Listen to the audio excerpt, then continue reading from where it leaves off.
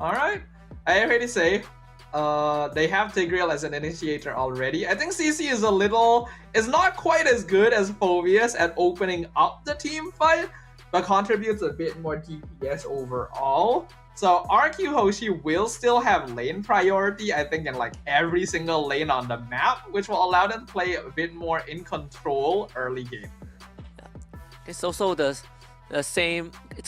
I think the SOP is also like if I can tie the Moskov to one of his teammates, he is dead, right? And the same applies for the Suyo. So and in lane, like you said, the she just doesn't care if it's a Gatot or Hilda. She beats them anyways. Let's see if RQ having this lane priority, especially in the side lanes, you definitely alleviate pressure from that mid trio. But even better, you could start kind of spilling that lead to the lane of your choice. As we head into game number 2, we got Liquid Philippines on the blue side, RQ Hoshi on the red side. So far, on the first day of the challenge season here at the Snapdragon Pro Series, only the very first match of the day has gone all 3 games. That was between Lazy Esports and Blacklist International. The rest have been clean sweeps. And right now, RQ on track to recreate that, unless Team Liquid Philippines can switch things up and show us that they still have what it takes to stand on the global stage in a meta that has so far been a challenge to them. Almost felt like they were forsaken at one point. I'm looking to see if there's any off-tempo play, right? Because Kautili is on the Suyo. A lot of pressure on the Sanford early on, but he doesn't take the Revitalize. So it's a sprint for the Hilda this game. So the approach is going to be a bit different. So he is intending to go for full rundown. I expect we'll see Sanford not really part of the initial fight and just looking for Toy most of the time just to deny the Harif any space inside the team fight itself. Looking at the rest of the emblems here, I did see Master Assassin on Yuktizi actually. So that's an interesting choice because even with it, I don't think he's really going to be able to win out against Toy in lane. There's another, the only other issue that might happen is Sanford, you want to go for full rundown. You even took the Wilderness Blessing and the agility or the Swift. So it's all about the movement speed, but he's still not able to kind of move out lane first, right? I think that's something you want to capitalize. So far, Sanford is still looking for the opportunity. This could be it. Finding Susujin. First blood for Liquid Philippines. That was an incredible collapse, actually. So without even noticing it, Susujin was suddenly surrounded on all sides by 3 members, and then they just all crushed him in the center into a pancake. So really nice first blood there. TZ gonna be able to get the first turtle of the game, and already it looks a lot different compared to game number 1. TZ, you can tell that he's a lot more confident playing aggressive on the CEO. JP getting found out. Again, the duality reaction. It's not the easiest thing to play into, especially when you have essentially 4 close range in your face heroes, right? You're gonna get sucked in one way or the other. Kautizi takes away the purple bar. Susujin, a way better start compared to game number 1. Sanji even gets away. That's real world manipulation expended by Rins. Yeah, the Purify at exactly the time the Spear of Alpha landed as well meant that there was no way for Susujin to continue dishing out damage. This is now a huge advantage actually for Liquid as multiple jungle camps are being stolen away by Susujin. Kautizi already a full level up and a 1k lead 3 minutes in for Team Liquid PH. Even Dyron is struggling a little bit against Sanford. So current call was used. Kautizi bringing him down very, very low. Dyron, he's gonna force to take this recall. Even though on paper, RRQ should have pretty solid side lane priority, you can see that Liquid have been taking great lengths to make sure that they're not able to play off of it, and now actually regaining control over the other sides of the map. It's actually becoming difficult for RRQ to roam around and create space the same way they did in game number 1, so this is now time to try and make a shift in priority. RQ has a very powerful team fight with Tigreal and Eve, so making sure they're able to group up and keeping the lanes subbed out so that they can all be part of turtle fights should be a little bit more effective for them. The fact that we said And RRQ HOSHI has kind of strong side lanes, and right now it doesn't matter as much. But this second turtle is going to be important, right? Like Susujin is a level behind Kartizi. JP is going to constantly look for an opportunity. They flicker implosion, but it really doesn't matter. Turtle still goes over to Team Liquid Philippines, and the AOG into a divergent play to the back line. RRQ HOSHI getting boxed in from multiple angles. Another 2 kills for Team Liquid PH. Team Liquid definitely feeling themselves now. The flicker implosion, like you pointed out, onto Kartizi specifically to make sure that he couldn't retry, and he still was able to get it. The timing was just slightly off because the rest of Team Liquid was breathing down Sutsujin's neck. Dairon now in some trouble again. The Vengeance keeping him alive for a little bit, but not long enough. Even the curtain call is not able to save him. So that's the 4th kill for Team Liquid PH. So it's starting to become a bit of a problem. Your strong lanes are getting collapsed on. Susujin against Kartizi. Kartizi blazers away. So no shutdown for Susujin. And this is why I was thinking that it was probably not a good idea to give the Suyo away the same way you did Joy. This is a hero that enables a lot more counterplay. And Enoch just blows up so much global presence from this team composition on Team Liquid. Immediately the diversion onto Toy. I wanted to go for a Spear of Misery, but Toy able to dodge it in time. Still, they bring Sanford in, so Toy is still forced away from his own tier 1. They want to collapse onto Sanford, drop the curtain call, and the real world manipulation. Sanford just press the sprint. He's out of there. Top tier 1 falls. Yeah, the sprint is very good at getting out of these particular forms of crowd control. RQ actually in a lot of trouble here.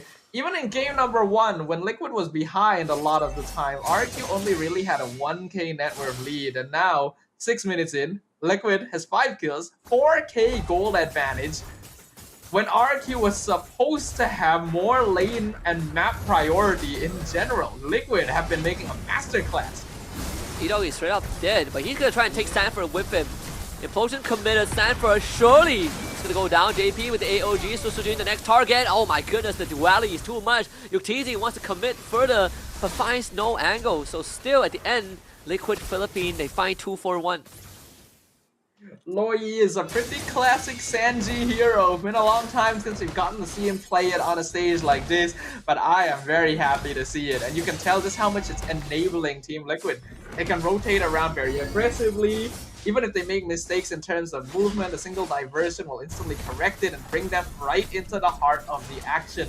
And RQ has a lot of heroes that ideally need a couple of items under their belt before they're able to really start oppressing their opponent. Liquid not giving them the opportunity to do so, it's slowly tightening the vice grip across the map. Holy cow, one duality is half of Rince's health bar. That's just low Yi gameplay for you. It's just, yeah, it's low in a nutshell. And you proc the Little Ignition just like that. So easy. So that's gonna be Queen's Wings next, I think, for Susujin. It does look like it. He ideally needs something to survive. Diversion, once again, they're looking for Toy. Toy is so dead. He is actually just... He's helpless. This Loyi has been enabling Liquid so much. It's not just the diversions, it's just straight up the damage from Sanji that RQ is not ready for. They're at least able to secure the buff here. Not stolen by Liquid, but Kartizi isn't even in the area. Look at how much damage he does to Dairon. This AOG past the tier 1. Dairon is dead despite having the Vengeance. JP will be sacrificed. Great RWM. They're gonna catch Sanford in the crossfire, but Sanford has to sprint. He gets out. Kartizi just casually walks out of the RWM. So 1-for-1 trade, but still Liquid, they have a 7k goal advantage. This is a completely different team from game number 1. I did mention, right? Pick a composition, play gameplay that feels more Liquid. And if you ask me, this is feeling a little bit more classic Liquid in general. Like the aggression around the map, the coordination, the movements, the ganking, the insta-kills. Feels very classic. And it's good to see it. RQ, will they be able to adapt to this? Because Team Liquid has definitely surprised them here. They went into this draft with a certain degree of confidence.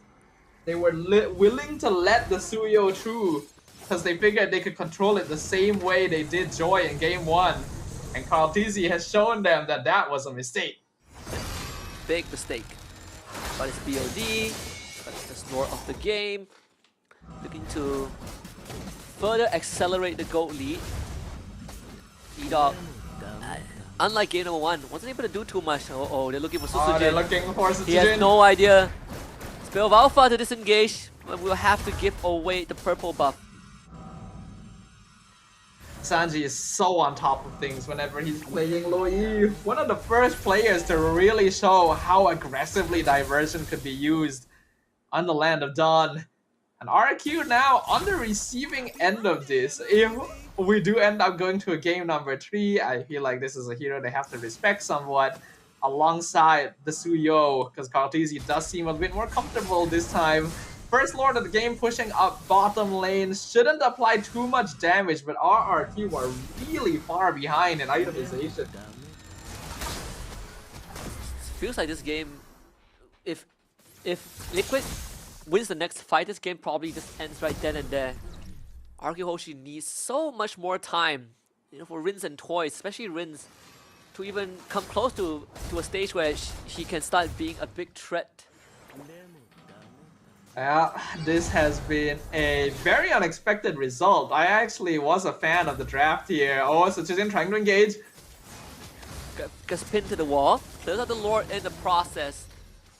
I mean, all this considered pretty good defense, right? Basically resetting every single wave. So RRQ HOSHI still keeps all inhibs alive, but they are facing down a close to 10k goal advantage for Team Liquid Philippines.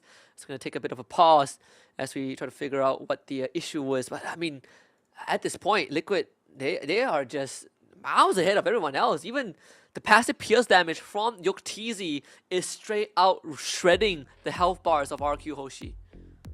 Yeah, this is a completely different performance here, and we did talk about how we wanted to see what Yuktizi was capable of. Well, looks like he has responded to our prayers. There is a nearly 10,000 gold difference between Team Liquid and RRQ HOSHI right now.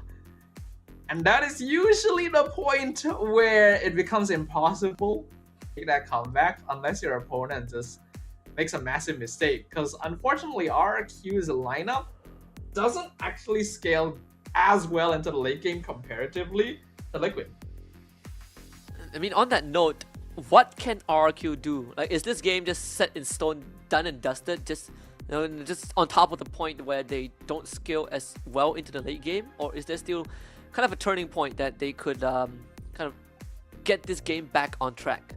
It's still definitely possible for them to get this game on track. Like, their team fight is good. Their base defense is going to be solid as well, since they do have the real world manipulation to slow down a push. But I think E-Dog is going to need to pull out some of that MVP from last game again. In fact, I think he needs to not grab most of the enemy team. If possible, implosion 1 or 2 members, if you can, Yuktizi being one of them, and then slowly take apart Team Liquid one by one. Because if you try to implosion all 5 of them together, I don't actually think there's enough DPS to take them out. I guess it comes down to the Harith once more. It's like how we've seen in a few of our previous games. Really, the Harith shouldering a lot of that late game damage capabilities. Unless, again, like you say, if E-Dog finds the set of his life. In this case, it's definitely slightly harder, as we are going to take a bit of time to talk more about the game, as the players kind of resolve whatever ongoing issues they are. Hope to kind of give everyone the most optimized viewing experience. I think it's clear though from what we've seen that RQ underestimated Team Liquid going into game 2. Their plans for handling them in game 1 went incredibly smoothly, like super well. So I think they went into game 2 without really thinking that like Team Liquid would be able to fight back somehow. They gave them the Suyo over, expecting that, hey, we can manage it the same way we managed Joy and Karltzy previously. We have like Tigreal and Eve. Our team fight should be very, very good. Then Lo Yi kind of slips the mind a little bit. And then it just falls apart a little bit. especially when they didn't expect that early game to not go according to plan, right? Like the plan to control the side lanes and especially that river area where Liquid Philippines just completely stopped them in their tracks. In the blink of an eye, they realize our strong side lanes are not strong, at least not in this context. The Silings were actually doing well in the beginning, but when they lost the mid lane prio off of Sanji's ridiculous yin yang reaction damage, then that advantage started bleeding over to Team Liquid's side lanes, right? They were suddenly able to push more aggressively. RRQ is not able to like force things as much or poke because they don't really have vision over where the rest of Team Liquid is going to be. And all of that slowly adds up over time to a point where, oh, Okay, E-Dog, that's Implosion. It's all about looking for Stanford. Ain't sprinting away out of this one. That's the pickoff that we need to see. And RRQ HOSHI, again, they buy some time for themselves. Without Stanford for another half a minute, Liquid Philippines, they're going to be down one member. But of course, RRQ HOSHI had to expend 3 ultimates and a flicker for that play. At the very least, it brought Toy up to his holy crystal timing. You're not going to get scouted. He's just getting blown up. Like this Tigreal does not feel like a tank at all. You gotta respect a fed Suyo. The amount of damage that this hero does when he has any sort of lead is a little bit ridiculous. So I like that RRQ tried to push out when they were able to take out Sanford, but yeah, maybe a little bit more surgical with the way they're opening the map. So instead, Carl TZ gets the Lord once again. RRQ can be forced into yet another defensive position. It felt a bit sloppy that E-Dog was so far ahead, but no one else was actively checking the map, right? Like you would expect Rinse to help out a little bit, but he wasn't in position to do so. Of course, RRQ HOSHI gonna be ready to give up at least an inhibitor. In this case, it would be the bottom one, as that's where the Lord will spawn. Yeah, the best case scenario for RRQ is that they only lose that one singular inhibitor, but the waves are being pushed up quite heavily by Team Liquid. Surprisingly, not that well synced. So there may be a way for RRQ to keep their other 2 towers alive if all goes according to plan. But Lord's coming in now. Let's see how much damage Liquid can do. That's the first inhibitor down. That one is expected. But yeah, I mean, the stagger wave actually Ouch. keeping RRQ HOSHI's other inhibitors alive. Toy almost a one-shotted, has to immediately go home. And with the fact that most of RRQ HOSHI's heroes wants to be up close and personal, it's not that hard to get the duality stacks. And be careful though, E-Dog, another flicker into RW Implosion. That's the combo that RRQ HOSHI needed. They only find JP, and that's just immortality. All that effort to find 0 kills and losing 2 of your own. That has to hurt. That was like such a good engagement, but a 10k net worth difference is nothing to scoff at. If it was any closer, it would have been a huge catch. But here comes the diversion right into the base. Right, the side, they want them in inhibitor and they will get it. It's all about zoning out RRQ HOSHI. Curtain call ties out UTZ and Stanford, but no follow-up from RRQ HOSHI. The Dire even forced to use his vengeance. So Liquid Philippines walks away with a couple of kills and 2 inhibitors. All things considered, I think RRQ did the best they could in terms of that base defense, considering the deficit that they are playing at. Looking at the items, Carl TZ is already maxed out, just got that Sea Halberd to finish things off. TZ also full on items, immortality completed on JP, that's what kept him alive previously, even a Winter Crown on Sanford because he knows he's going to be the most vulnerable. Only Toy can really match up in terms of gold right now, and he does have Holy Crystal and Divine Glaive, so his damage is respectable, but by himself is not enough to threaten Team Liquid. Yeah, I mean, for UTZ, he's already maxed out. Toy still has 1 more slot for his items. Happy birthday, MLBB! It's gonna be a bit of a headache. The 3rd Lord is spawning. This could be the end game for Liquid Philippines if RRQ HOSHI can't find a way to remedy this. But it seems like they're not gonna even contest this. This is gonna give it away. It's all about the base defense. Yeah, honestly, I think playing for the base defense is a much smarter idea coming in from RRQ here. Diversion not gonna be taken. Rince did actually just complete his Wishing Lantern, so that's also a very important item power spike for the Eve. So RQ's base defense should actually be pretty respectable here, but still, 13,000 gold difference. That is rough. You know that you are just unfairly ahead when the dream combo doesn't result in any loss of life. This loss should be easily taken care of by the damage that RRQ HOSHI has. Sanford is doing so much damage to the current call. Oh, Yuktz caught out, able to zone himself away. The Lord needs to be taken care of. The Dualities here, they're gonna look for the Crystal Yuktz straight for the end game. And RRQ HOSHI will not close out the series the way they wanted to. Team Liquid Philippines ties it up. Gotta give props to Yuktz. Eyes on the prize the entire time. RQ was trying to stop him from hitting Crystal, but the Lord was already on top of it, and it was a very slow but steady encroachment onto the base of RRQ that left them with no chance to really defend because they had already taken so much damage before, not to mention the 13,000 gold deficit. Team Liquid looking a lot more comfortable in game number 2, and this is the classic Team Liquid that we know and love. That and the Malefic Gun on top, right? The extra attack range actually allow UTZ to be in a safer position, slightly further away from the usual threats that he would face. But again, even when you look at the members of the side of RRQ HOSHI, Rince deathless the whole game. A toy only died once, and it was towards the very end before the crystal blew up. Like, Toy was trying his best to farm, Rince was trying his best to farm, but when you get the Holy Crystal and Wishing Lantern only around like the 14-15 minute mark, when most of your towers are already gone, then it's already a little bit too late unless your opponent makes some kind of massive misplay.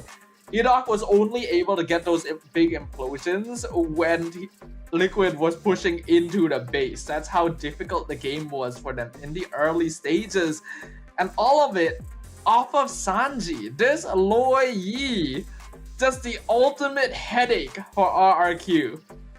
There's no way they can't run directly at TLPH. They have no idea where TLPH will show up at, and once they finally got an angle in, they just were too far behind. So this game is MVP. It's going to be Carl TZ on the Studio, but we have honorable mentions, both Sanji and Yuktz.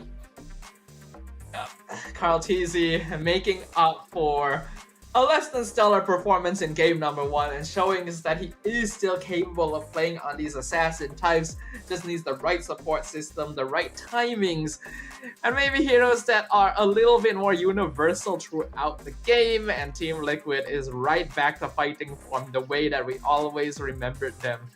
You would think that RQ would have a strong team fight here. They have Tigreal, they have Eve, their side lanes have priority, and yet just a moment of underestimation in the early game where they gave up a couple kills too many, and Team Liquid just completely take over. It wasn't a high octane game too. Feels more like a slow burn from Team Liquid PH. Of course, MVP Carl TZ, the 405 with KDA